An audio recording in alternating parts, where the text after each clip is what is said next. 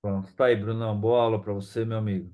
Muito obrigado, Anderson. Me A chama gente vai qualquer se coisa, falando. tá? Fiquem com Deus aí, Chamo-se. alunos. A gente se fala, tá? Muito obrigado. Pessoal, muito boa noite mais uma vez. Nós estamos aqui com a nossa aula de revisão. Tivemos aí dois momentos, né? Boa noite, Carol, Yuri, Fábio. Tivemos dois momentos em que nós pudemos aprender um pouquinho, primeiro, das cirurgias, né? Ou melhor, das condições dos cenários cirúrgicos que envolvem as adrenais, que envolvem o baço, que envolvem o pâncreas. E depois, em um segundo momento, a gente teve uma aula de cirurgias que envolvem o sistema hepatobiliar, né? Essas duas aulas, elas são, na minha opinião, já um conteúdo avançado. A Adriele, não sei se pegou o comecinho da aula, que ela foi a primeira a entrar, mas eu estava conversando com o Anderson, né, que ó, principalmente fígado, né, hepato biliar, adrenal e pâncreas, são cirurgias já muito avançadas na cavidade abdominal. Baço pode ser desafiador também. Recentemente eu operei um baço, um paciente com uma neoplasia esplênica. O tumor ele estava tão grande, tão aderido, que parte do lobo esquerdo do pâncreas precisou ser removido. Então, dominar primeiramente a anatomia é o primeiro passo que a gente precisa ter para conseguir entrar em segurança em qualquer cirurgia, mas principalmente estas que a gente discutiu. O objetivo dessa aula, turma, é fazer uma revisão para a prova de vocês, que vai acontecer, salvo engano, dia 20 ou 22 de novembro, tá bom? Então, quem tiver qualquer dúvida acerca dos temas, né, de hepato biliar, adrenal, pâncreas e baço, pode perguntar. Aproveita que a gente está fazendo essa aula para tirar a dúvida. Se vocês tiveram algum caso bacana também, compartilhe aqui. Se foi um caso que você operou, ou um caso que você auxiliou, ou um caso que você viu, simplesmente assistiu e quer colocar aqui para gente, tá liberado, pode colocar. Só vai engrandecer ainda mais a nossa aula, beleza? Eu vou ficar de olho aqui no chat. E o primeiro ponto, então, como é uma aula de revisão, gostaria da participação de vocês, pode ser pelo chat mesmo. Eu vou colocar tópicos importantes que cairão na prova. Então, mais uma vez, tudo que eu falar aqui, aproveitem, anotem, porque é conteúdo de prova. Além de ajudar vocês, obviamente, né? Porque a prova é só uma metodologia ali necessária para que o aluno consiga progredir na pós-graduação, mas para um objetivo maior, todas essas informações capacitarão o aluno para a vida profissional, beleza? Bom, vamos lá. Quando nós falamos, qual é a diferença? Qual a diferença? Uma pergunta, tá? Qual a diferença entre um cirurgião de tecidos moles e um cirurgião oncológico? Existe essa diferença, sim ou não? Coloquem aqui, vamos interagir comigo. Sim ou não? Diferença entre cirurgião geral e cirurgião oncológico. Sim, né? Acho que isso daí é claro para todo mundo. Legal. Agora vamos para a segunda pergunta. Qual é a diferença, né? O que que o cirurgião oncológico ele tem que o torna um profissional especializado em operar pacientes com neoplasias? O que que ele precisa ter?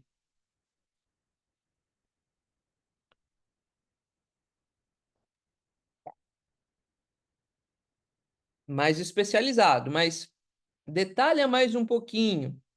Detalha mais um pouquinho. Se nós pensarmos assim, meu paciente chega e ele tem um tumor maligno, né? Ou pelo menos uma suspeita de um tumor maligno que precisa passar por uma cirurgia. Em relação aos princípios de cirurgia oncológica, tá? Pergunta de prova isso. Princípio de cirurgia oncológica. Quais são os cuidados que o cirurgião precisa ter ali para respeitar esses princípios de cirurgia oncológica?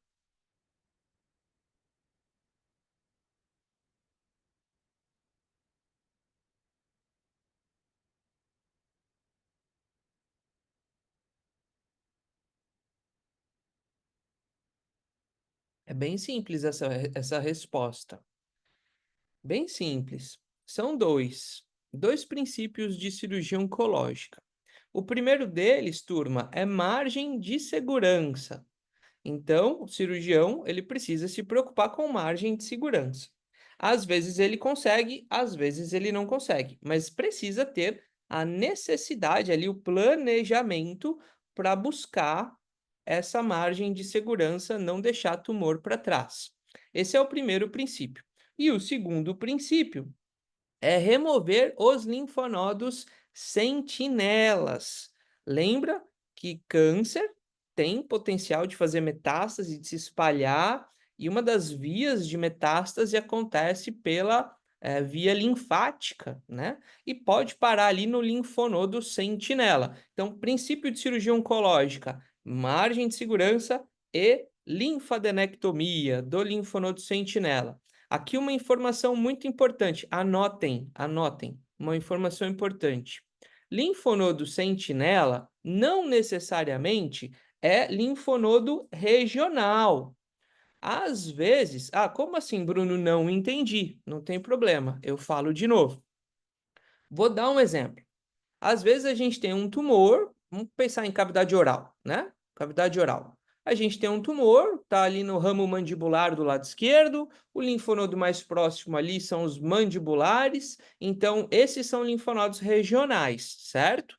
Não necessariamente os linfonodos regionais são linfonodos sentinela. A gente pode ter, por exemplo, uma drenagem contralateral, e é por isso que cada vez mais surgem estudos mostrando ali a melhor forma de mapear esses linfonodos. Os próprios corantes, como o azul de metileno, o azul patente, né, nos guiam a identificar se o linfonodo regional é o sentinela ou não, né?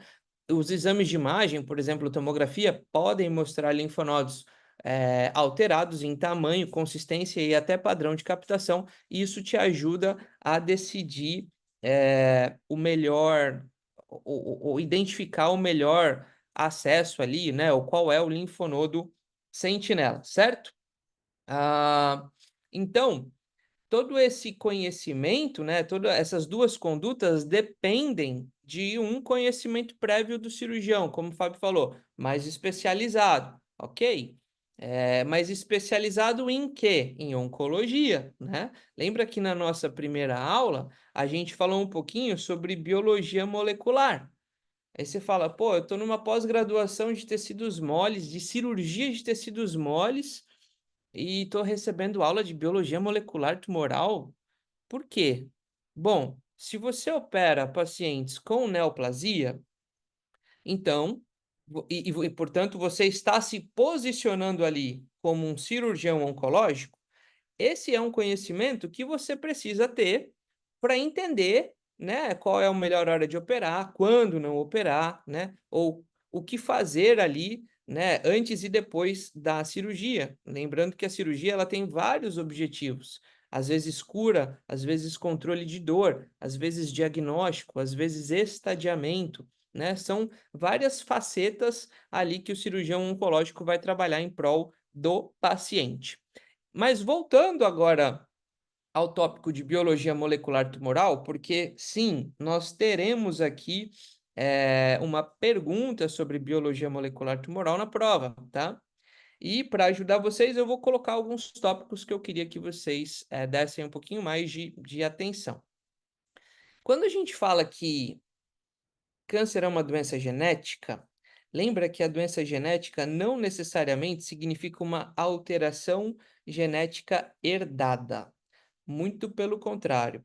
90% das vezes, as alterações genéticas vistas nas neoplasias, malignas principalmente, elas foram adquiridas ao longo do tempo, né? Então, nós chamamos de mutações somáticas.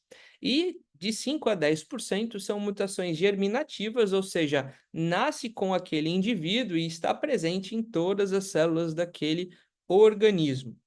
Quando a gente pega um tumor, seja ele qual for, e vai estudar essas mutações, nós classificamos em dois grandes grupos.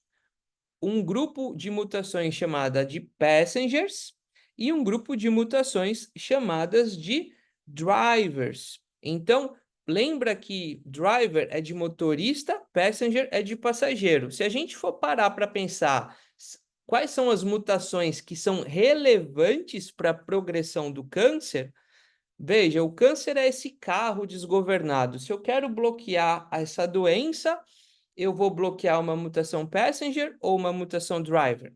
Uma mutação driver, né? É intuitiva a resposta, certo? Por quê? Ao bloquear ela, a gente bloqueia suas vias de sinalização e, consequentemente, impede a progressão do tumor. É nesse raciocínio que se baseia as terapias alvo, né? Buscar alvos moleculares. Essa é uma habilidade, né? Uma outra habilidade que a gente viu ali do Hal Marks e que é importante da biologia molecular tumoral. Lembram da angiogênese, a formação de novos vasos sanguíneos? Pois bem, a angiogênese é um fenômeno no qual a hipóxia, a falta do oxigênio ali no meio extracelular, naquele conglomerado de células, se torna, né, é o gatilho, melhor dizendo, para que aquelas células passem a estimular a angiogênese, produzindo e liberando VEGF, que é o fator de crescimento endotelial vascular, ali para o meio extracelular. E dessa forma, né, fazendo com que os capilares sanguíneos que estão ali próximos cheguem e vascularizem todo aquele tecido, trazendo oxigênio, nutrientes e favorecendo a progressão do tumor. Porém, aqui vem asterisco aqui, tá? Anotem, anotem. Quando eu falar anota, é para anotar. Angiogênese não é apenas uma habilidade do câncer, certo? Porque em um raciocínio rápido você pode falar, bom, só tumor maligno faz angiogênese, mas tumor benigno pode fazer angiogênese também. Então, esse aqui é um outro ponto importante que eu queria que vocês anotassem. Terceiro ponto importante, o metabolismo energético do tumor, né? Lembra quando nós explicamos da glicose, da quebra da glicose para a produção de ATP, que daria para nós, né? O nosso corpo, você olhou? Ah, e aí, Carol? Olha só, não sabia que você estava aqui. Bom, mas enfim, seja bem-vindo. Aproveita aí a aula. É matéria de prova, inclusive, isso aqui. Quando a gente fala do metabolismo energético das neoplasias, ele é um pouco diferente do metabolismo energético das células normais. Então, vamos lembrar do fisiológico bem rapidamente. Quando nós vamos obter energia através da glicose, que é absorvida, vem do alimento lá e entra na célula através da insulina, existem dois caminhos que a célula pode fazer a quebra dessa molécula de glicose. Com oxigênio, através do ciclo de Krebs, produzindo bastante ATP, 36 moléculas de ATP, sem oxigênio, pela via anaeróbica, então a molécula, a quebra da molécula interrompida, é cessada ali no momento em que ela entra no citoplasma e quebra a molécula de glicose em duas de piruvato. E esse processo, portanto, é um processo mais rápido, porém geram apenas 2 ATPs ali de saldo positivo energético para aquela célula. Nesse primeiro momento, é mais intuitivo pensar que a quebra de glicose pela via aeróbica é mais eficaz. Mas a gente aprendeu isso em sala de aula, que muitos tumores fazem o mecanismo inverso. Eles optam por quebrar a glicose de via anaeróbica, na maioria das vezes, mesmo na presença do oxigênio. E isso tem 4 motivos pelo qual a célula faz isso. E basicamente todos estão relacionados à capacidade de sobreviver e capacidade de continuar crescendo. Então, vamos lembrar esses 4 motivos? Produção de NADPH, que é um composto, é uma molécula que vai ajudar no crescimento do tumor, que vai dar sustentação ali pro crescimento tumoral. Então, se de um lado ela não tem ATP, por outro lado ela tem NADPH, que é uma molécula que vai ajudar na síntese de proteínas ali para dar sustentação para que esse tumor continue crescendo. Ela vai reduzir a produção de radicais livres, né? De que forma ela vai reduzir a produção de radicais livres? Se ela não está usando o oxigênio, né? Deixa eu colocar isso aqui para nós. Se ela não está usando o oxigênio como fonte principal ali pelo ciclo de Krebs, aqui, pronto, para produzir ATP, consequentemente, ela vai ter uma redução de espécies reativas de oxigênio. Espécies reativas ou radicais livres são tóxicos para a célula. Uma célula que está quebrando ali a glicose de forma muito intensa produz muito radical livre e, consequentemente, isso pode chegar numa concentração tóxica que levaria essa célula à morte.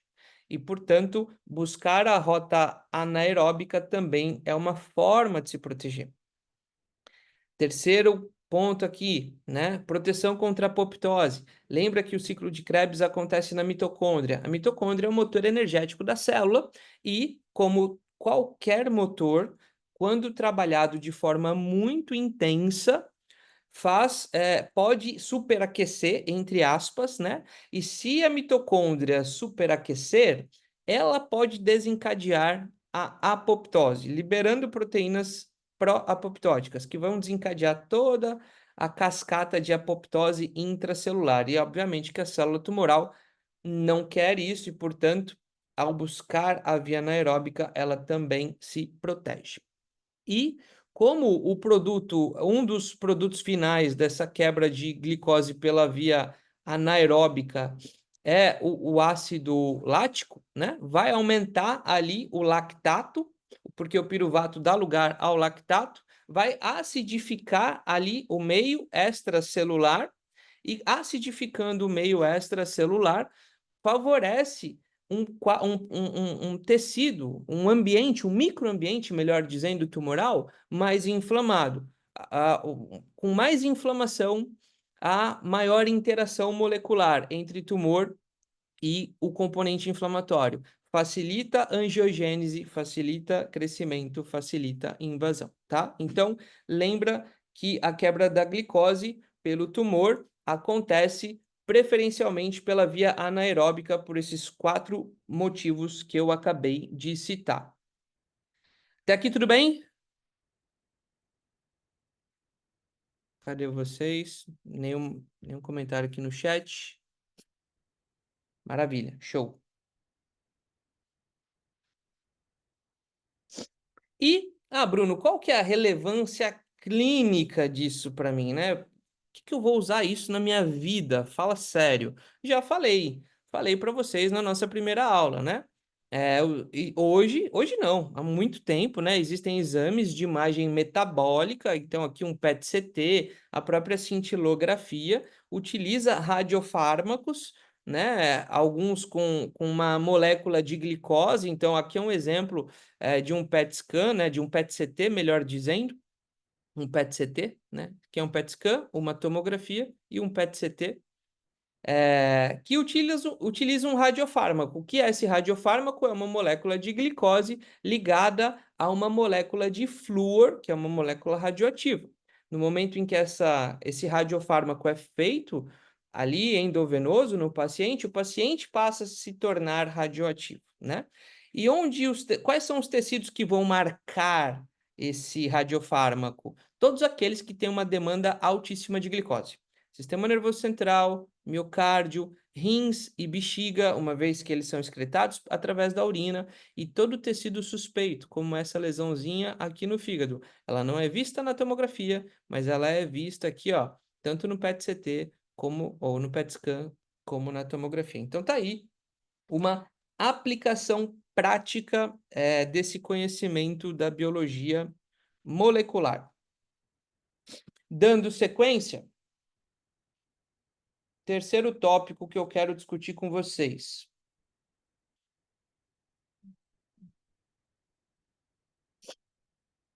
Estou sendo muito pontual nos assuntos, porque, como falei, é matéria de prova.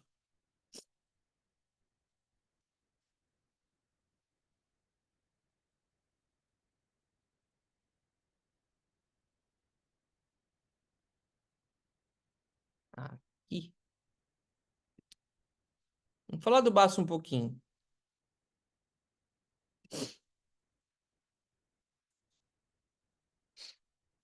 Vamos lembrar um pouco da anatomia do baço, tá? Cirurgião precisa saber a anatomia, turma. Então, isso é algo que a gente vai bater muito na tecla com vocês e na vida prática também, da mesma forma, tá? Então, nós temos o baço, ele pode ser representado, né, pela cabeça esplênica, corpo e cauda esplênica, tá?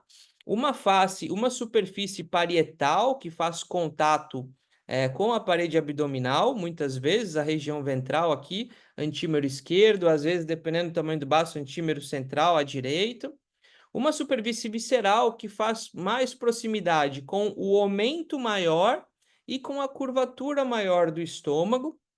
E o baço, ele é sustentado, ele fica fixo na região da curvatura maior por um ligamento. O nome desse ligamento? Gastroesplênico, tá? Importante. Lembra que a artéria esplênica, ela vem do tronco celíaco. Então, primeira ramificação da aorta abdominal, tronco celíaco. De lá, turma, emergem três vasos importantes: esplênica, hepática e gástrica. A artéria gástrica, ela já vira ali para a esquerda, é uma artéria um pouquinho mais curta e vasculariza curvatura menor do estômago, né? Um pouquinho ali um raminho dela acaba vascularizando a porção mais distal do esôfago. A artéria hepática é a que tem mais ramificações, a gente deixa para falar dela depois. E a artéria esplênica, que é o ponto aqui, né, que eu quero tocar aqui para vocês, ela emite alguns ramos além da esplênica, né? Então, ela emite ramos, olha aqui como o desenho está mostrando, ó, para o lobo esquerdo do pâncreas, tá? Então, importantíssimo aqui, quando a gente fala de fazer esplenectomia, a técnica cirúrgica da esplenectomia, a gente fala para ligar os vasinhos bem próximos ao hilo esplênico, né? E não aqui, ó, no tronco da artéria esplênica. Por que que a gente fala para fazer desta forma? Porque se você liga aqui embaixo, você vai gerar uma isquemia importantíssima, né? No lobo pancreático e também, olha só, aqui são ramificações da artéria esplênica que levam sangue para a curvatura maior do estômago, a gastroepiploica. Então, anotem, né? Terceiro ponto aqui de questão de prova. Quando a gente for ligar os vasinhos aqui do baço, nós precisamos ligar próximos ao hilo para não machucar as artérias, os ramos da artéria esplênica que vascularizam o lobo esquerdo do pâncreas e também a gastroepiploica esquerda. Certo, turma? As artérias gástricas curtas a gente vai precisar ligar, obviamente, porque vai sair a cabeça esplênica aqui e o ligamento esplênico. Esse gastroesplênico. Esse caso que eu mencionei agora no começo da aula para vocês, que eu operei recentemente, era um tumor muito grande, né? E ele cresceu na superfície visceral aqui do baço e ele acabou envolvendo o lobo esquerdo do pâncreas. Então, olha só a proximidade. A gente precisou, na esplenectomia, remover o lobo esquerdo do pâncreas. E aí, nessa situação, a gente acabou ligando, né, esses ramos aqui, porque o pâncreas estava totalmente comprometido também, lobo esquerdo, né? Lobo esquerdo. Deixa eu ver. Falando agora sobre tumores de baço. Tumores de baço.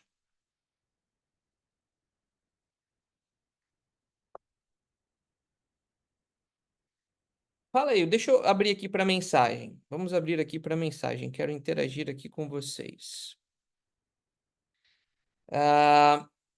Qual tumor esplênico mais comum aí? que vocês já viram na rotina, no estágio, no trabalho? Hemangioma ou hemangiosarcoma? Hemangiosarcoma, né? Hemangiosarcoma. Esse cara é o mais comum, tá? É o mais comum. O baço ele pode ser afetado por várias neoplasias, mas o hemangiosarcoma acaba sendo a neoplasia mais comum. Ah, agora vamos colocar uma situação. Imagine vocês que vocês estão ali fazendo um plantão, ou você é o cirurgião, a cirurgiã que está de plantão naquele momento, e chega um paciente com um abdômen agudo ali, tem líquido livre no abdômen. E você faz um ultrassom, você vê uma neoplasia esplênica e líquido livre na cavidade abdominal. Pergunta: a gente já tem que operar esse paciente? A conduta cirúrgica é imediata? Sim ou não?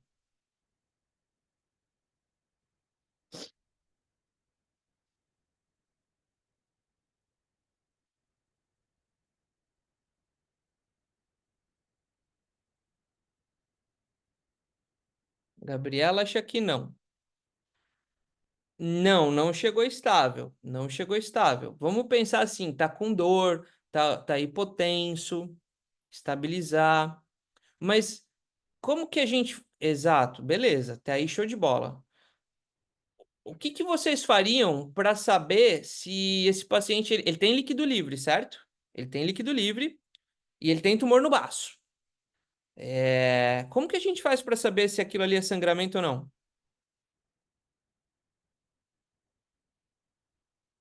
Faz uma abdominocentese, exato, e um HT pareado, perfeito, perfeito. Esse é o raciocínio, esse é o raciocínio. Alguns tumores já estão avançados e, e muitas vezes, quando o fígado está comprometido, a gente já tem efusão neoplásica ali, e não é sangramento, é efusão neoplásica, sabe? Então, se vocês, por exemplo, entrarem em receberem um paciente com abdômen agudo, líquido livre na cavidade abdominal, né? Obviamente você vai estabilizar, ver tudo o que precisa ser feito, pegar um acesso, verificar a frequência, rodar um exame de sangue rápido se você conseguir. Mas tem líquido livre, vai fazer uma abdominocentese, vai coletar esse líquido. Se tiver algum ultrassom ali para te ajudar melhor, né? E se esse líquido for uma efusão hemorrágica, tem aspecto de sangue, monitora com hematócrito, tá? Faz o hematócrito da efusão com o hematócrito do sangue venoso para a gente entender se está tendo sangramento ativo ou não, tá? Então, isso é um ponto. E deixa eu colocar aqui uma. Deixa eu ver onde é que tá. Um caso que a gente fez que foi muito legal. Não me lembro se eu mostrei isso para vocês. Mas olha só, eu cheguei a mostrar esse caso em sala de aula para vocês, sim ou não? Vocês lembram dessa imagem aqui? Mostrou? Mostrei, né? Mostrei. Fechou. Tá? Então, mesmo esse paciente ele estava tendo uma hemorragia ativa. Chegou na madrugada, né? Não tinha assim, primeiro, não tinha cirurgião ali na hora, não tinha bolsa de sangue, não tinha, tinha o plantonista e o hospital ali com os recursos para estabilizar. Então, o que que ele fez? Fez uma bandagem compressiva. Em poucas horas, isso fez com que a pressão do paciente estabilizasse. Ele entrou no hospital, salvo engano, 2 da manhã. A cirurgia aconteceu 10h30. Parece pouco tempo, mas nesse curto espaço de tempo, né? Das 6 da manhã até as 10h30, a gente conseguiu bolsa de sangue, teste de compatibilidade, o paciente já entrou melhor no centro cirúrgico. Quer dizer, mesmo na emergência, a gente consegue planejar, né? E aumentar a chance desse paciente evoluir bem no pós-operatório, certo? Deixa eu ver o que mais. Eu estou falando com vocês e tô com a prova de vocês aqui do lado, né? As minhas questões, porque daí eu vou vendo os assuntos e a gente vai abordando, tá? Nem todo nódulo no baço, turma, é nódulo tumoral, tá? Existem hiperplasias nodulares, assim no fígado também. Hiperplasias nodulares. Então, acompanhem. A gente não vai propor cirurgia para um paciente com nódulo no baço que é pequeno, é inferior a 2 centímetros e está ali parado. Peça ultrassom seriado a cada 30, 60 dias, né? E aí sim, se aquela lesão começar a crescer, você propõe a cirurgia. Ah, beleza. Beleza. Vamos lá. Então, para o quinto tópico, tá? São 10 tópicos aqui. A gente já está indo para o quinto. Olha só que coisa boa. Deixa eu minimizar aqui. Vamos lá para o pâncreas.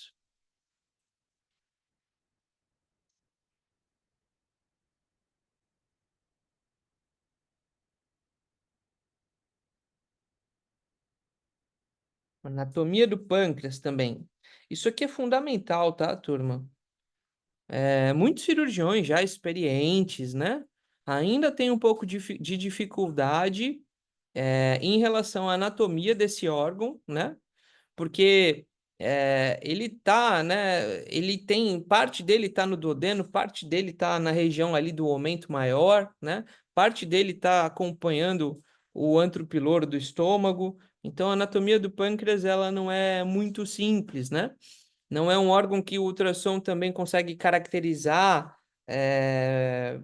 de maneira que a gente consiga ter essa noção de tridimensional de anatomia, né?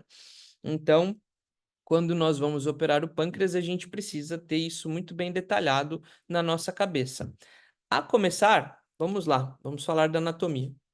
O pâncreas ele pode ser dividido, né, melhor dizendo, em lobos. O lobo direito, que acompanha todo o duodeno, né, descendente, inclusive a vascularização do lobo direito do pâncreas acontece a partir das artérias pancreático-duodenais, tanto o seu ramo cranial quanto o seu ramo caudal.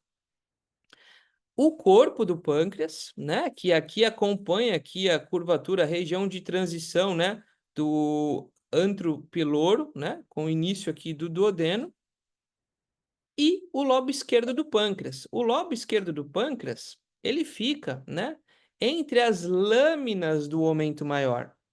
Então, para nós acessarmos, né, o lobo direito do pâncreas, o que que nós precisamos fazer? Bom, encontrar ali o duodeno, rebater ele para o antímero esquerdo. Lembra que o duodeno está no antímero direito do paciente e a gente rebate ele para o antímero esquerdo. E aí você vê todo o lobo direito do pâncreas bem bonito ali para você. Inclusive, dá para ver também o ducto biliar comum, né? Se inserindo aqui na papila do odenal, né? E concomitantemente com o ducto pancreático acessório e o ducto pancreático principal. Caminhando aqui o corpo do pâncreas, neoplasias nesta região aqui, turma, são inoperáveis e ressecáveis na maioria das vezes, tá? Neoplasias que estão comprometendo aqui a saída do ducto pancreático, não tem como a gente... Assim, existe no livro, né? Pancreatectomia total, existe essa técnica no livro, mas na prática isso não existe, então a gente não vai ensinar, não vai incentivar, porque não funciona, tá? Então, o paciente que vai de fato ter algum benefício de uma cirurgia de pâncreas são aqueles pacientes que têm lesões pequenas, né? E mais voltadas para extremidade, seja extremidade de lobo direito ou extremidade de lobo esquerdo, né?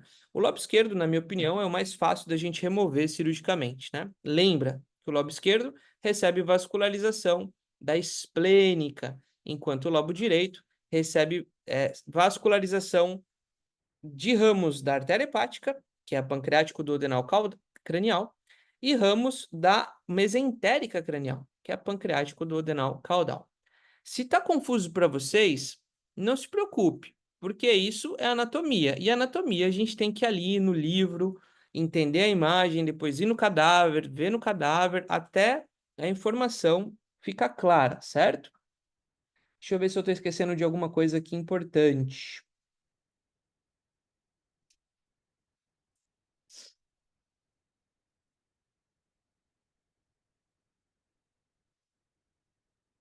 O pâncreas ele tem duas funções, né? Aqui é uma informação importante aqui. Ele tem duas funções, uma função endócrina, né? Então, nas ilhotas de Langerhans temos as células beta, por exemplo, secretoras de insulina, vão compor aí as funções endócrinas do órgão, e temos a função exócrina, né? O pâncreas exócrino, ele vai produzir as enzimas digestivas que percorrem o ducto pancreático, né, seja ele o acessório ou o principal, e desembocam tanto na papila do adenal maior como na papila do adenal menor, né? Em gatos, a gente pode ter apenas a papila do adenal a papila do adenal maior, né, o ducto pancreático, melhor dizendo, né, se encontra com o ducto pancreático acessório ainda no pâncreas, e ambos desembocam na papila do adenal maior, junto com o ducto biliar comum, tá? Isso é uma variação que a gente pode observar em alguns gatos. Certo? Sobre a anatomia do pâncreas, alguma dúvida, pessoal? Questão de prova essa, hein? Posso dar sequência aqui?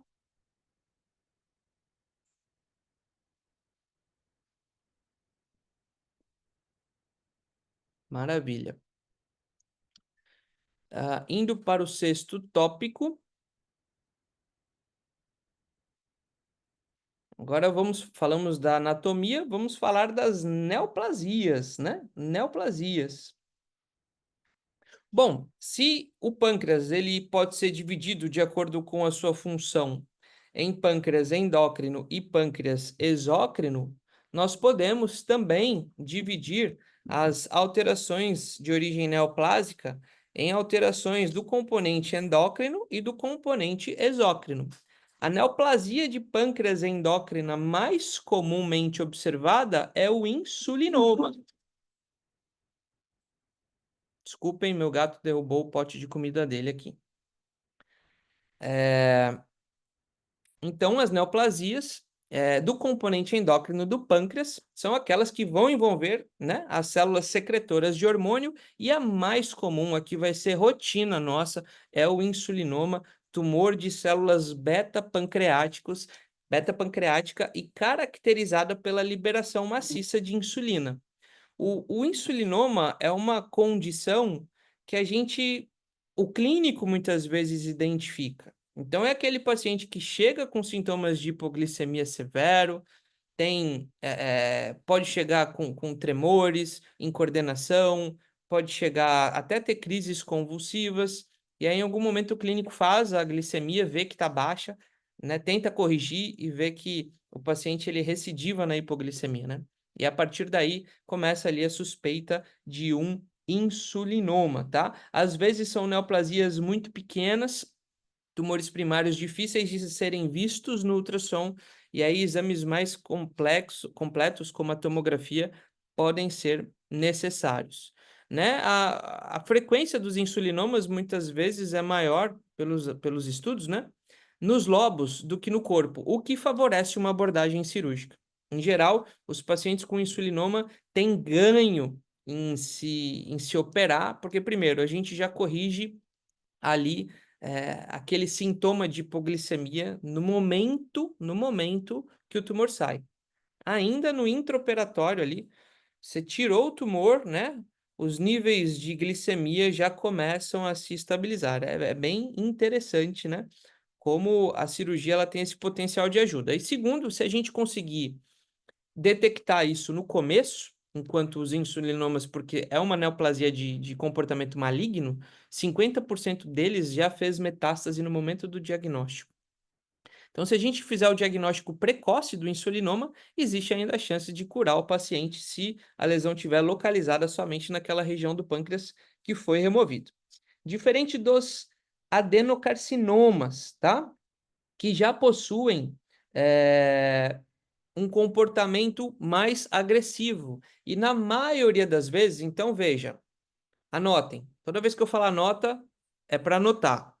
Insulinoma cresce a partir das células beta-pancreáticas secretores de insulina.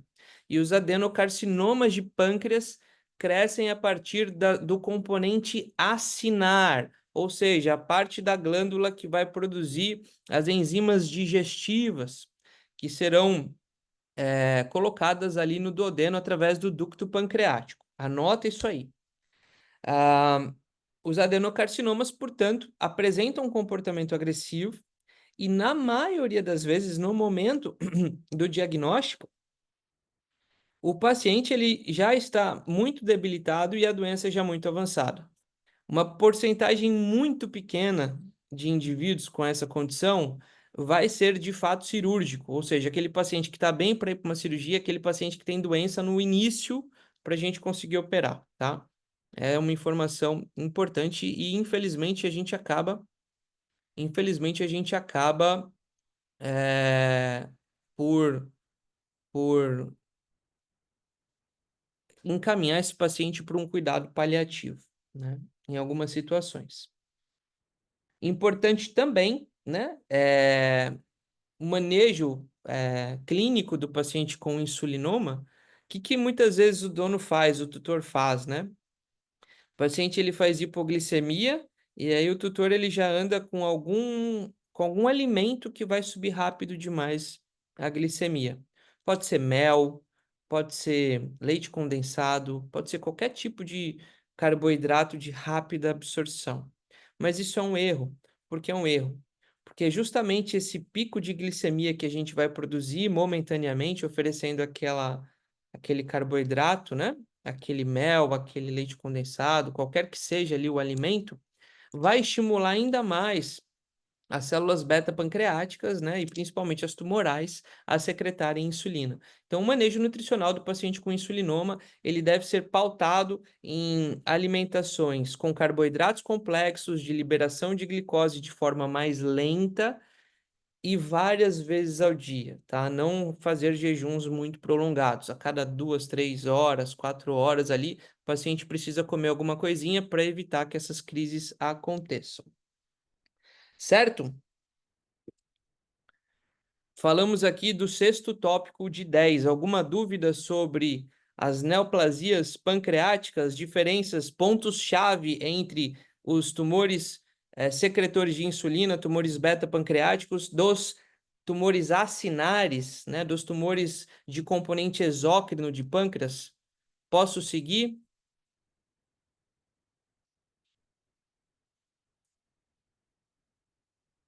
Obrigado, Dri.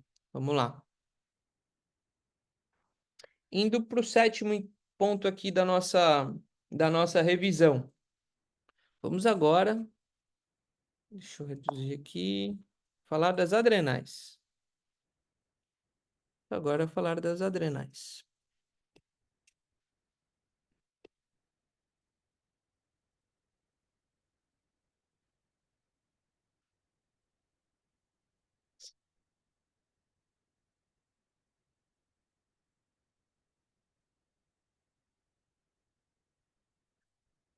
Muito bom. Lembrar da anatomia das adrenais, turma. Isso aqui é muito importante também, né? Cirurgia de adrenal, cirurgia de pâncreas e cirurgia hepatobiliar são cirurgias de maior complexidade e principalmente aqui falando de adrenais, tanto a adrenal esquerda como a adrenal direita estão em regiões muito nobres do organismo, fazendo contato com vasos nobres. Então, começando pela sua localização em relação aos rins. Elas estão localizadas primeiramente, né, no espaço retroperitoneal, a adrenal direita ligeiramente dorsal aqui, a veia cava caudal, enquanto a adrenal esquerda já faz contato com a aorta.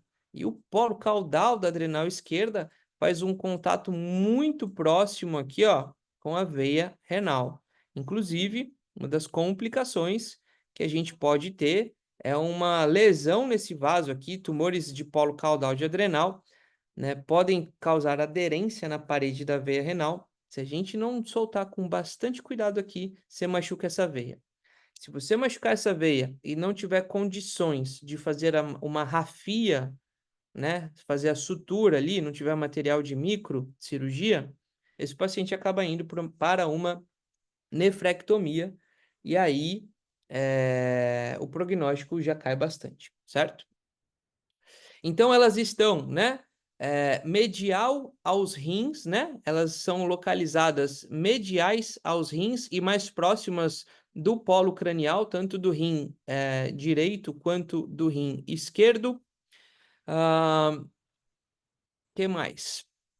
Deixa eu ver aqui.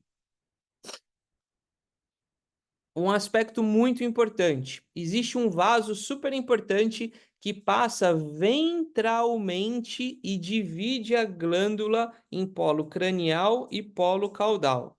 O nome desse vaso é veia frênico-abdominal. Então, anotem, anotem. Pergunta de prova. Veia frênico-abdominal, ela passa ventralmente as glândulas adrenais e dividem essas glândulas em polo cranial e polo caudal. Particularmente, quando a gente vai para uma adrenalectomia, o que eu falo para vocês fazerem, né? Primeiro, proteger o rim. A gente começa protegendo o rim, principalmente se o tumor ele for de polo caudal. Tumor de polo caudal, de adrenal, seja ela direita, mas principalmente esquerda, vai fazer um contato muito íntimo com essa veia. E como a gente sabe que se lesionar, esse paciente pode evoluir para uma nefrec, começamos liberando aqui esse vaso de retorno renal. Separa bem esse aspecto. Em algumas situações, na verdade, na teoria funciona bem, na prática, nem tanto.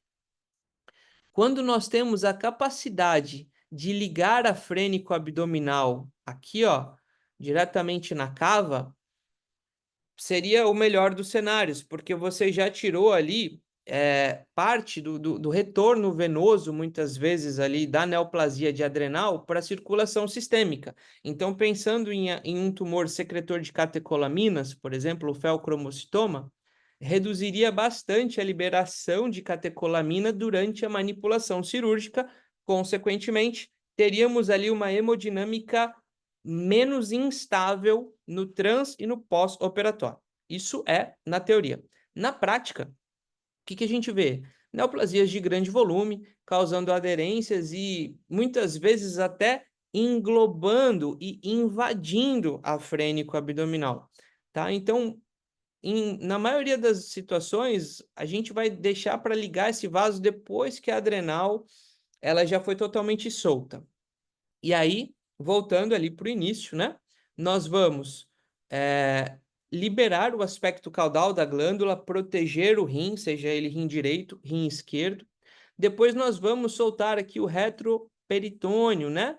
Então, ligar o aspecto lateral da frênico. A gente começa liberando aqui, ó, tanto a frênico abdominal, né? No caso, a adrenal esquerda, mas também a adrenal direita. Liberou o aspecto caudal aqui, lateral da frênico, começa a divulsionar o retroperitônio.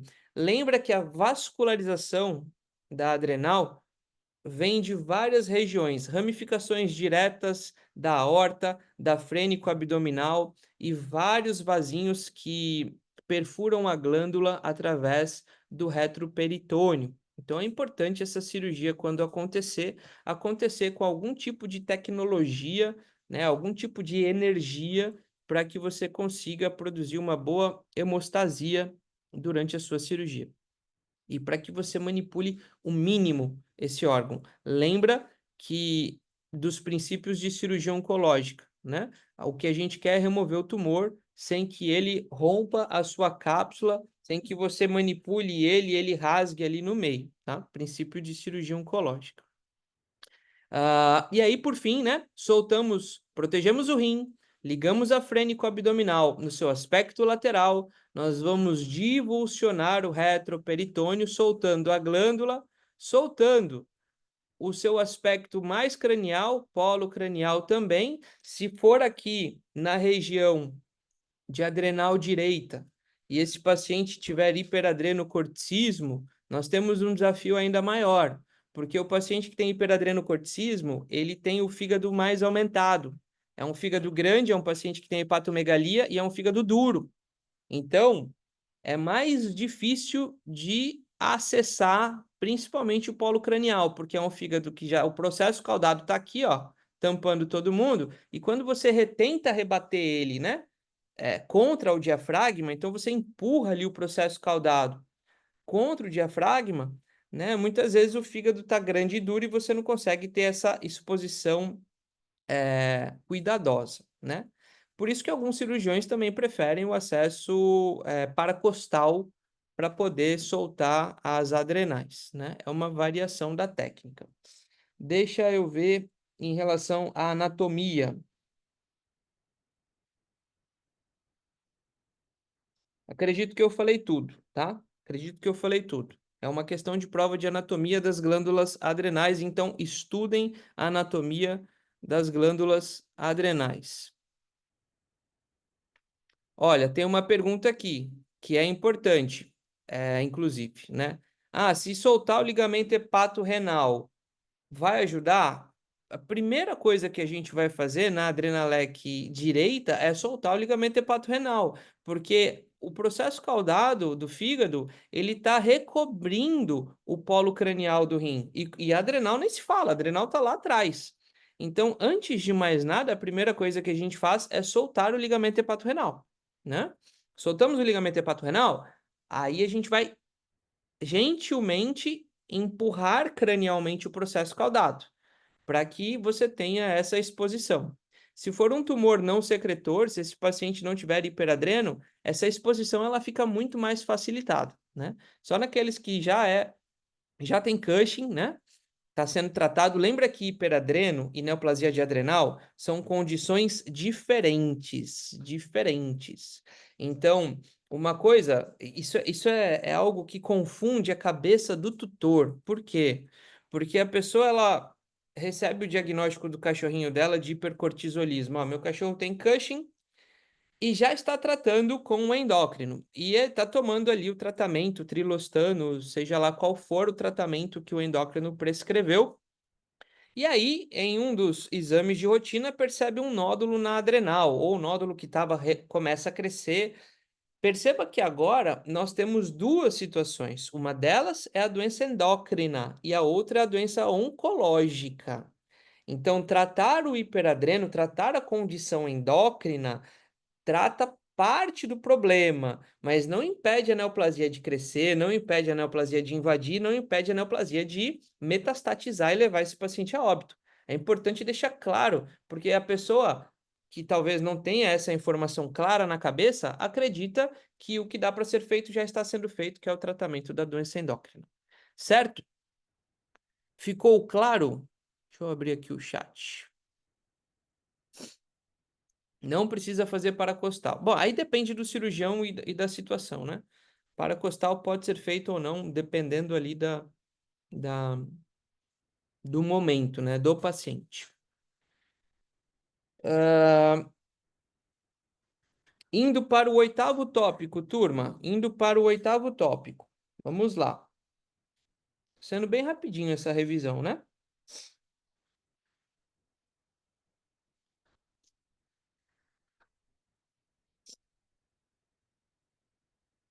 Deixa eu...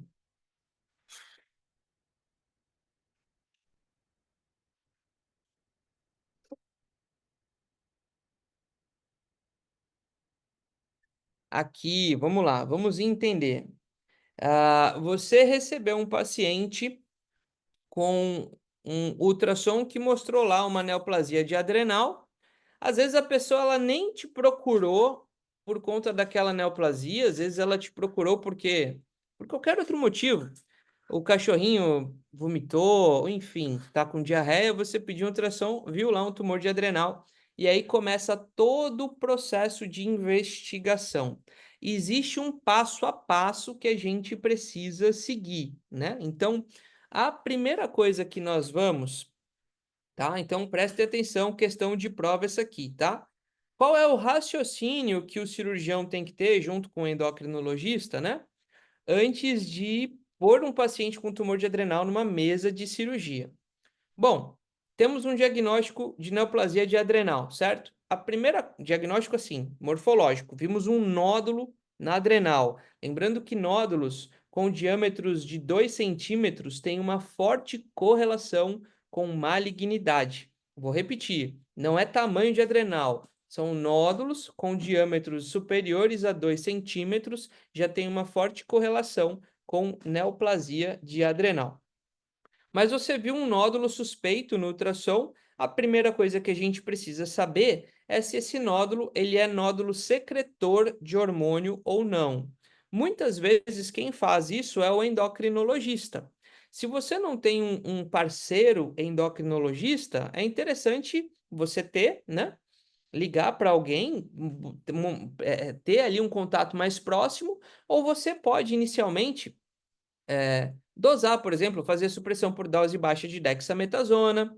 Lembrando que este é um exame que precisa ser feito com o paciente livre de corticoide por pelo menos 30 dias, não pode estar tomando corticoide nem oral nem tópico. Você pode dosar as catecolaminas urinárias, mas Bruno, esse paciente é um paciente que tem tumor de adrenal, ele é hipertenso, ele tem uma pressão sistólica acima de 200 milímetros de mercúrio, ele tem hipertrofia concêntrica do coração no ecocardiograma, então você já vai fechando ali as pecinhas ali do quebra-cabeça, sabe?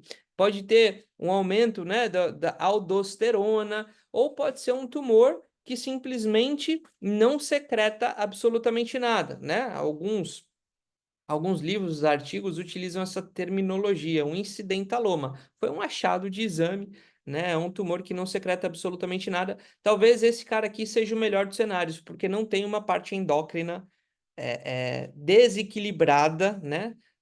Dificultando ainda mais o manejo desse paciente. Então, primeiro passo, determinar se esse paciente tem um tumor secretor de hormônio ou não.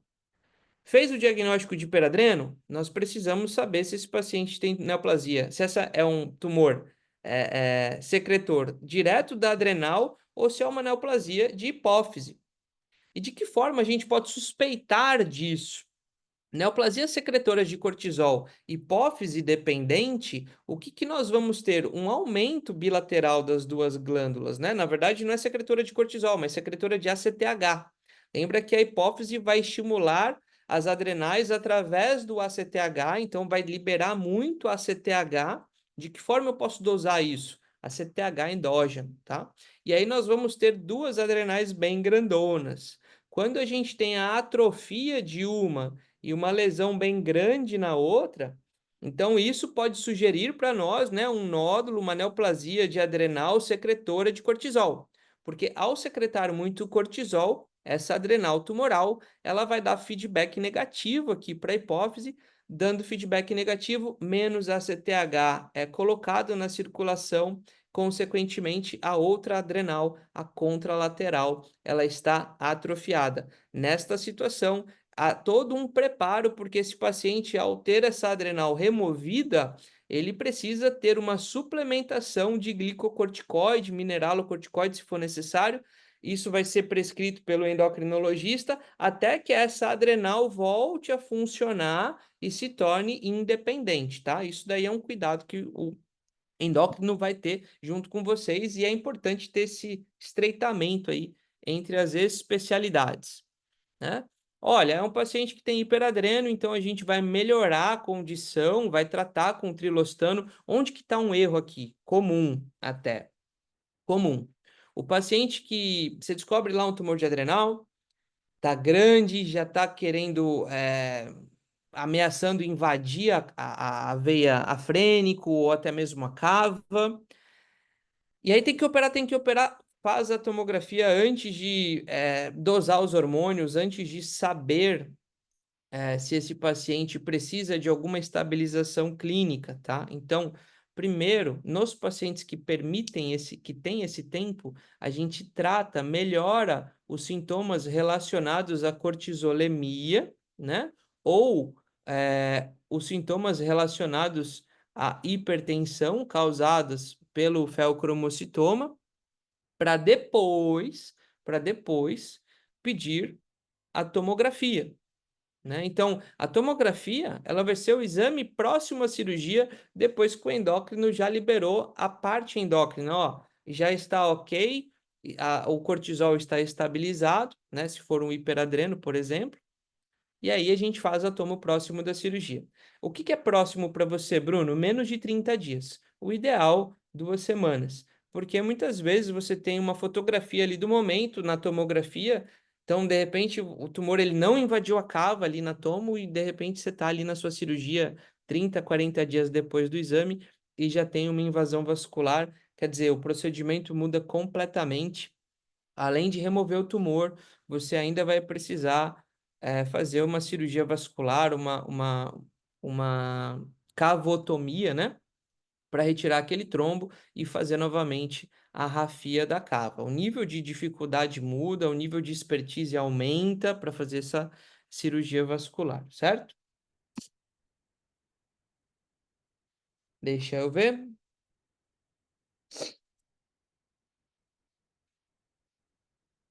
Importante avaliar também a função renal.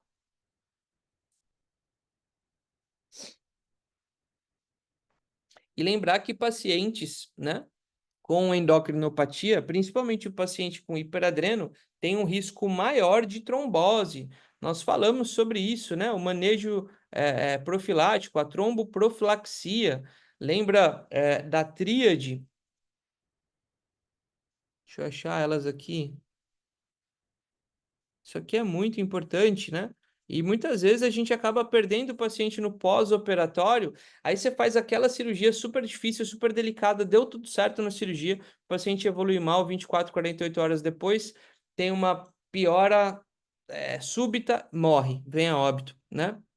E na maioria das vezes, se é um paciente que já tem um risco alto de trombose, pode ter sido por conta de um tromboembolismo causado, né, pela tríade de Virchow, né? O que que é a tríade de Virchow? A tríade de Virchow avalia o estado de hipercoagulabilidade desse paciente. Então, um paciente com endocrinopatia pode ter uma predisposição, pode estar hipercoagulando, a gente consegue avaliar isso através de um coagulograma, de um tromboelastograma, somado a fluxo sanguíneo anormal. O paciente ele é hipertenso, é um paciente que ele tem, por exemplo, uma formação que já tem uma invasão vascular, e essa invasão vascular por si só já altera muda o fluxo sanguíneo, começa a gerar turbilhonamento, aumenta a chance de termos ativação de plaquetas ali, formação de agregados plaquetários, né? E aí a gente sempre pergunta, poxa, mas eu conheço tanto paciente com hiperadreno, que eu atendo e acompanho e nunca ouvi dizer um paciente evoluir para um trombo, para uma trombose, um tromboembolismo, né? É porque nós não ligamos aqui a tríade, né? É um paciente que ele hipercoagula, é um paciente que tem fluxo sanguíneo anormal, aí você coloca nessa equação a sua cirurgia. A sua cirurgia vai gerar lesão endotelial. Aí a gente tem o fechamento da corrente, né? O último elo da corrente, para que esse paciente ele tenha um risco altíssimo de desenvolver um tromboembolismo e acabar parando no pós-operatório imediato, né? Então tá aqui a tromboprofilaxia, esse aqui é o consenso do curativo, eu falei desse artigo para vocês, muito importante. Pacientes com trombocitose, a gente já entra com clopidogrel 1 a 3 miligramas quilo CID, né? Antes da cirurgia já começa a dar. E a terapia com anticoagulante pode começar após as 12 horas de cirurgia, porque uma das complicações de neoplasia de adrenal é sangramento. Sangramento de retroperitônio, sangramento difuso. Então, você não anticoagula esse paciente antes da cirurgia. Você melhora a cortisolemia, que por si só já vai reduzir aquele quadro inflamatório sistêmico. Você entra com um inibidor de agregação plaquetária, se for o caso, se tiver 500, acima de 500 mil plaquetas, já dá para entrar. E aí, se esse paciente é um paciente com risco de trombose alta, você pode anticoagular 12 horas depois de você se certificar que ele não tem nenhum sangramento ativo, né? Os anticoagulantes que a gente pode usar, a enoxaparina, e quando o paciente for para casa, né, recebeu alta, tá tudo bem, ele provavelmente vai continuar com uma terapia anticoagulante né? O xarelto aqui, a rivaroxabana, acaba sendo um anticoagulante que a gente usa também na rotina. Certo? Então, acredito que eu dei um overview. Esse foi o 8º ponto aqui, também uma questão de prova, como preparar o paciente, né, para uma cirurgia de adrenal. Podemos seguir? Alguma dúvida? Ah, aqui é a Fabiola, né? Por que suspender o trilostano no pré-operatório? Porque a gente vai retirar a adrenal. Então vamos pensar assim. E veja, essa é uma questão que eu converso bastante com o endócrino aqui. Existem pontos de vistas diferentes, tá, Fabiola? Então tem endócrino que tira, tem endócrino que não tira, mas o que que.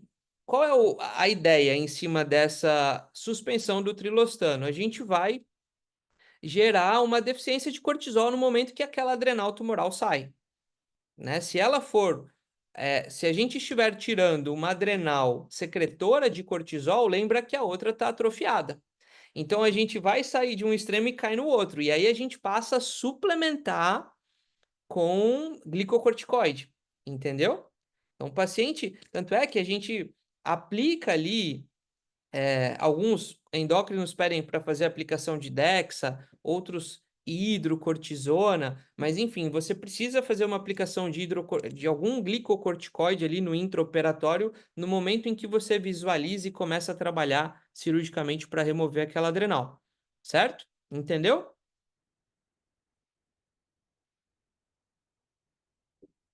Me dá um ok aí.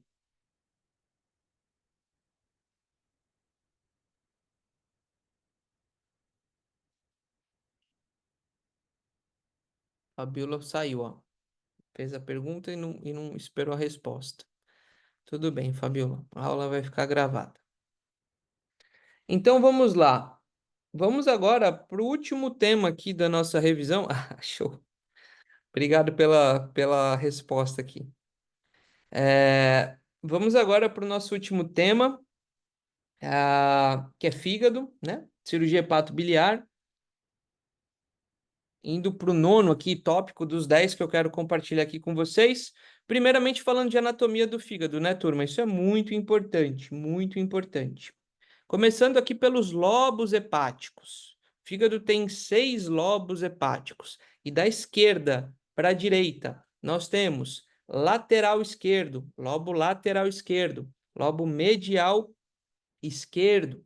Esses dois caras aqui representam a divisão esquerda do fígado. Lobo lateral e lobo medial esquerdo. Agora a gente vai para o centro, centro do fígado.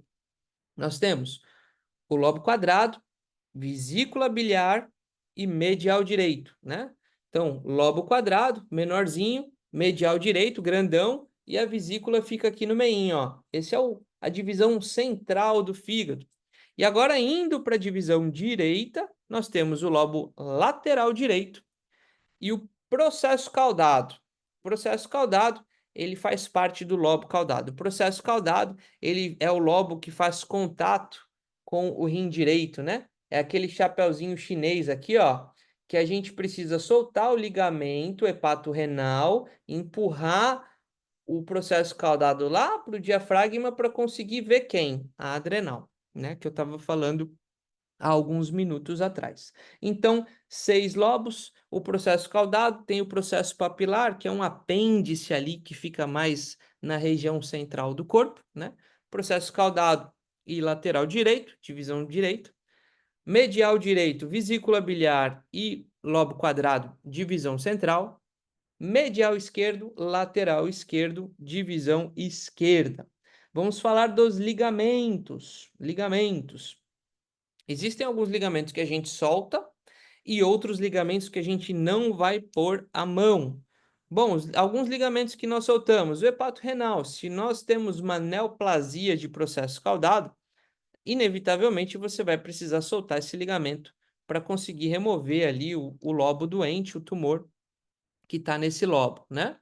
Então, na superfície visceral do fígado, nós temos o ligamento hepato-renal, nós temos o ligamento hepatoduodenal né? E esse ligamento é um ligamento muito importante, né? Tanto o hepatoduodenal como o hepatogástrico, que são os ligamentos ali da região visceral, dão origem ao aumento menor.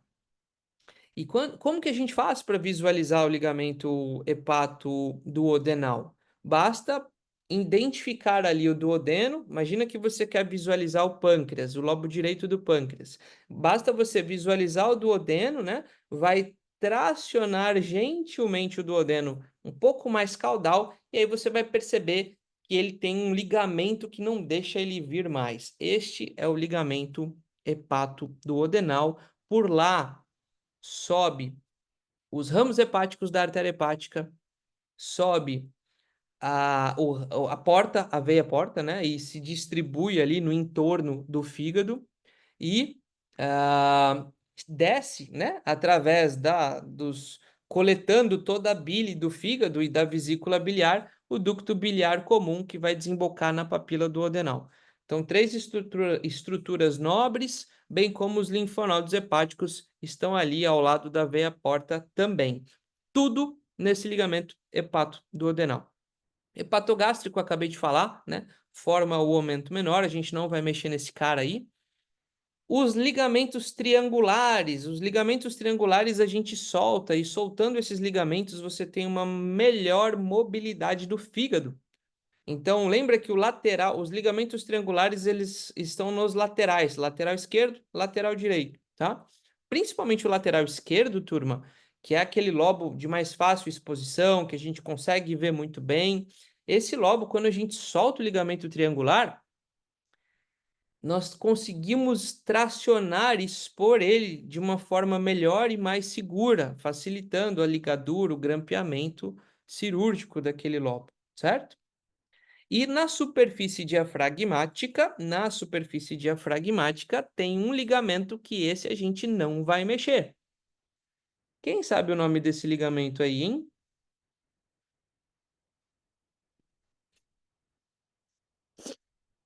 Quem sabe o nome desse ligamento? Aí, Driele, arrasou, parabéns. Ligamento coronário. Ligamento coronário ele está sustentando aqui o medial direito, tá? Pelo ligamento coronário passam todo o retorno venoso do fígado. Então, as veias hepáticas lobares sobem pela superfície diafragmática aqui do fígado e confluem por este ligamento que dá acesso à cava caudal, né? E que continua como cava caudal dentro do tórax até chegar ali no átrio direito do coração. Lembra que formações que estão coladas no coronário, no meu ponto de vista, não tem benefício em mexer cirurgicamente. O risco é muito alto de uma hemorragia. Por menor que seja, por menor que seja o tumor, né? Lesão colada ali no coronário, lesão colada na cava, não acho interessante a gente mexer por conta dessa relação negativa de risco e benefício, tá? Pelo menos na minha opinião. Parabéns, Driele. Vamos lá. Lembra que o sangue aferente que chega ao fígado vem da artéria hepática e da veia porta. Então, lembra? Agora sim, vamos falar da artéria hepática. Falei da esplênica, vamos falar da artéria hepática. A trifurcação, né, o tronco celíaco dá origem a três vasos. A esplênica, falamos, a gástrica, falamos, e a hepática. A artéria hepática, ela emite ramos para vários locais. Estômago, pâncreas e também para o fígado. Então, existem os ramos hepáticos da artéria hepática. Mas ela continua. Ela vira gástrica direita, gastroduodenal e pancreático duodenal cranial. Então, ela emite várias ramificações, vascularizando estômago, duodeno e pâncreas também, certo? Mas o que é ponto-chave aqui? Veia porta é vaso aferente, veia porta coleta sangue do intestino do baço, do estômago e do pâncreas e leva todo esse sangue rico em nutrientes e também de toxinas para serem metabolizadas e biotransformadas, né? E eliminadas até pelo fígado. Deixa eu ver o que mais. Existe também uma manobra chamada manobra de Pringle. O que que basicamente é essa manobra? Lembra do ligamento hepatoduodenal? O ligamento hepatoduodenal passam diversas estruturas vasculares, ducto biliar, linfonodos hepáticos, estão todos ali. E por debaixo, né, dorsal ao ligamento hepatoduodenal, existe um forame. Guardem isso, existe um forame. O nome do forame é forame epiploico. Esse forame epiploico, a manobra de Pringle, melhor dizendo, basicamente é uma leve compressão nas estruturas que estão ventrais ao forame epiploico. Quais estruturas, Bruno? Os ramos hepáticos da artéria hepática e a veia porta. Então, quando nós gentilmente aplicamos uma pressão nessas estruturas vasculares, nós estamos bloqueando o sangue aferente que vai ao fígado. Vamos pensar aqui uma situação onde isso vai fazer a diferença. Vocês receberam um paciente atropelado. Ele tem hemoabdômen, você sabe que tem laceração, você não sabe se é baço, se é fígado, se são os dois. Você vai para uma cirurgia de emergência. Vai abrir e até você encontrar esse sangramento, antes de mais nada, você vai lá no forame epiploico e vai aplicar uma fita vascular, pode ser uma alça de compressa cirúrgica, lembrando que não é para ligar, é só para passar uma alça e você fazer uma leve compressão, porque dessa forma o sangue aferente vai reduzir drasticamente. E reduzindo o sangue aferente que chega ao fígado, dá tempo de você enxergar de onde está sangrando e tomar ali uma decisão mais acertada, certo? Então, o forame epiploico é uma passagem dorsal ao ligamento hepatoduodenal, onde é feito a manobra de Pringle. Beleza? Anatomia do fígado? Tudo ok por aqui? Alguma dúvida?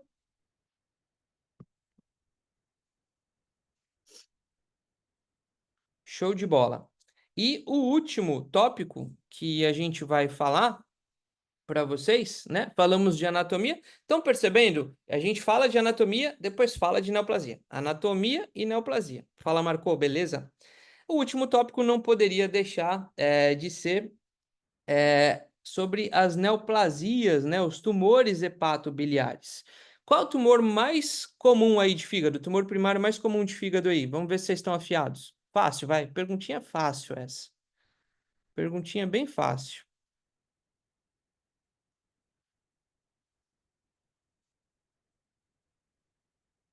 Alguém arrisca? Tumor primário mais comum do fígado.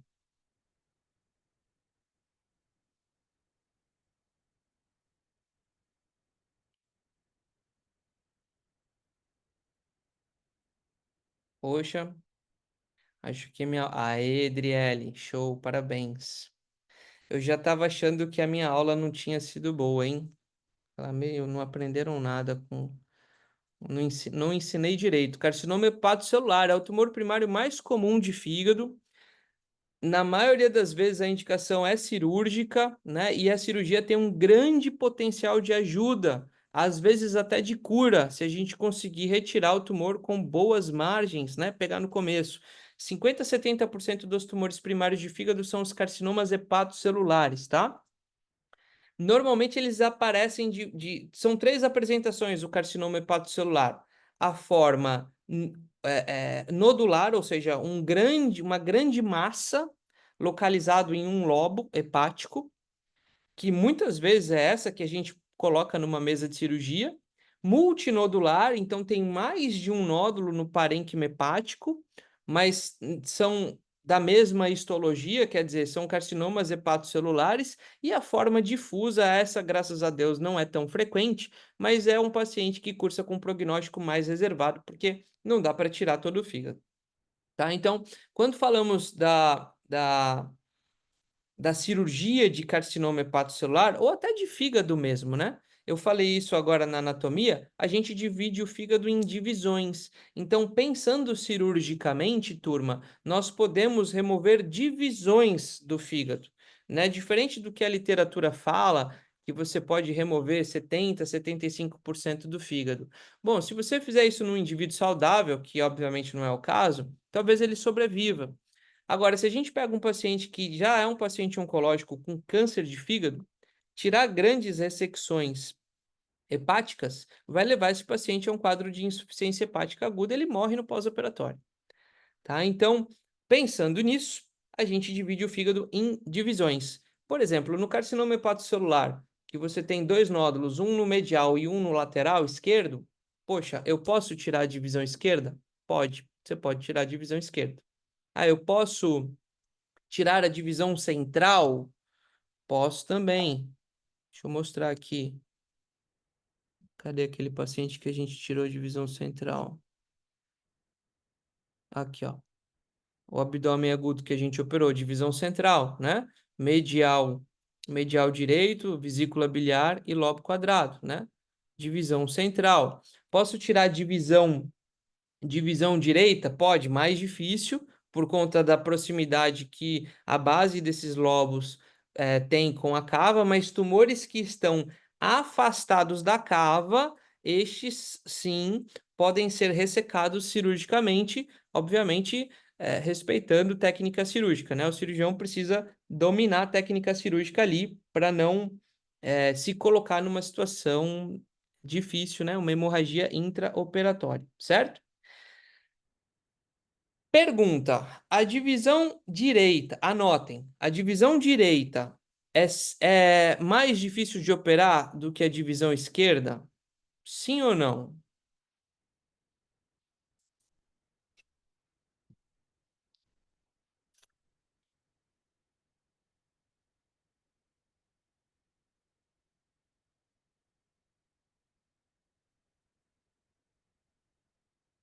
No geral, sim, mas depende do tumor. Obrigado, Marco, por responder. Então, olha só, muitas vezes a gente acaba julgando a divisão direita ser uma divisão mais difícil de operar pela proximidade que a divisão direita tem com a cava. Mas o que vai determinar se a cirurgia vai ser mais fácil ou mais difícil não é apenas a origem do tumor. Então, guardem isso para a vida de vocês e também para a prova, porque isso é uma questão de prova, tá? Às vezes a gente tem na divisão direita um tumor, vamos pensar no processo caudado, tá? Às vezes eu tenho um tumor no processo caudado que ele tem um pedículo. Então, se a gente tem um grande tumor, mas que se projeta caudalmente ali para o abdômen, e existe pedículo, existe uma área livre entre o tumor e a veia cava, ok? Esse é um paciente operável, às vezes é até mais fácil, às vezes é até mais fácil do que pegar grandes formações que estão ali na base do medial esquerdo ou na base do lateral esquerdo, né? Às vezes a gente entra, eu vou entrar tranquilo, é medial esquerdo, é lateral esquerdo. Recentemente a gente fez uma cirurgia no Verus, de uma cachorrinha, que tinha um tumor no medial esquerdo. Quer dizer, em teoria, uma região fácil de operar, né? Mas não foi fácil no caso dela. A gente já sabia pela tomografia, porque o tumor ele estava no hilo ali do fígado, né? Ele estava muito próximo ali do quadrado e com muitas aderências, aderências no diafragma, aderências no quadrado. Era uma lesão pequenininha, mas na base. Então, se a gente não vai preparado, você entra numa cirurgia achando que vai ser fácil e vai ser difícil. O problema não é você ir para uma cirurgia achando que vai ser difícil e é fácil. Que você se preparou para um cenário difícil, chega ali na hora, puxa, graças a Deus deu tudo certo, foi mais fácil do que eu imaginei. Isso é o melhor dos cenários. E muitas vezes a gente opera paciente com tumor na divisão direita assim. O problema é você achar que vai ser tranquilo, você tem lá só o plano A na sua cabeça, chega na hora o plano A não dá certo. Aí, meu amigo, aí você se colocou numa situação difícil de sair, você e o paciente, certo? Turma, este aqui, né, encerrando aqui o 10º tópico, eu consegui passar por vocês aqui as 10, os 10 pontos, os 10 tópicos que terão na nossa prova. É lógico que esse conhecimento é para a vida, não é para a prova. Mas, né, ir bem na prova faz parte da pós-graduação, né? Para vocês se formarem e tudo mais, certo? Alguma dúvida em relação ao que foi falado aqui? Alguma informação adicional que vocês gostariam de compartilhar? Alguma experiência nova de cirurgia que vocês fizeram?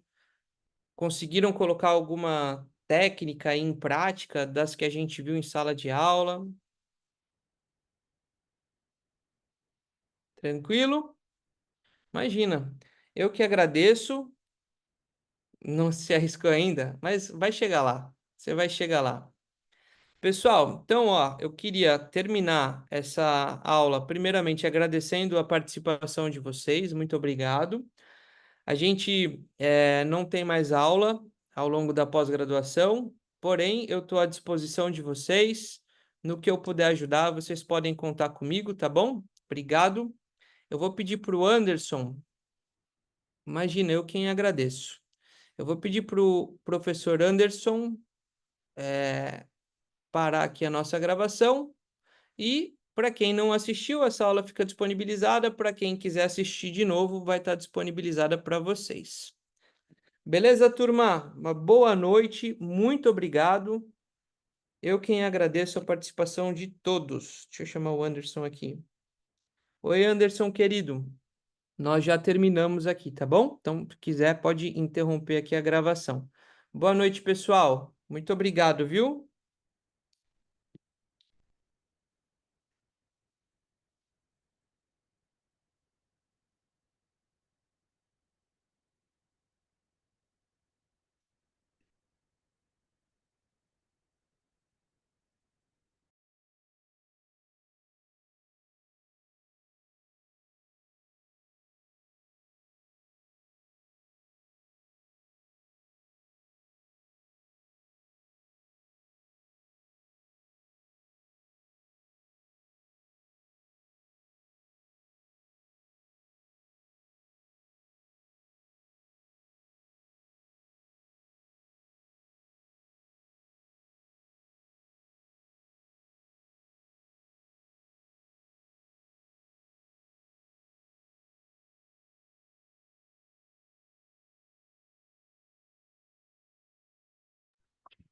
Ah, ó, já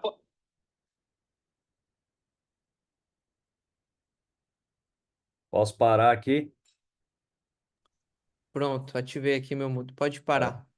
Encerramos a nossa aula. Foi boa a aula, viu? Os alunos participaram. Tínhamos aí, acho que